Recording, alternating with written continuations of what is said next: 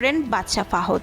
তার স্বাস্থ্যের অবনতি হলে ক্ষমতার বলয় সরতে থাকে সৎ ভাই আবদুল্লার দিকে, যিনি সুদাইরি পরিবারের অন্তর্ভুক্ত ছিলেন না। ফলে সুদাইরি 7 বনাম অন্যান্য ভাইদের এক অঘোষিত প্রতিদ্বন্দ্বিতা মাথাচাড়া দিয়ে ওঠে। আবদুল্লাহ ধীরে ধীরে ওলামা, গোত্রপতি এবং রাজপরিবারের বিভিন্ন শাখাকে নিয়ে নিজের বলয় তৈরি করেন। কার্যত বাদশাহ ফাহদ হয়ে পড়েন পুতুল রাজা, আর আবদুল্লাহ হয়ে ওঠেন প্রশাসনের অন্যতম চালিকা শক্তি। 2005 সালে ফাহদ মারা গেলে আবদুল্লাহ আনুষ্ঠানিকভাবে বাদশাহ হন। তিনি এলিজেন্স কাউন্সিল গঠন করেন, যেখানে উত্তরাধিকারের বিষয়টি যৌথভাবে নির্ধারণের কথা ছিল।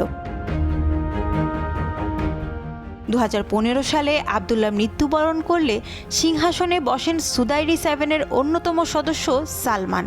সালমান ক্ষমতায় এসেই তার ছেলে মোহাম্মদ বিন সালমানকে গুরুত্বপূর্ণ পদে বসাতে থাকেন। অল্প বয়সেই মোহাম্মদ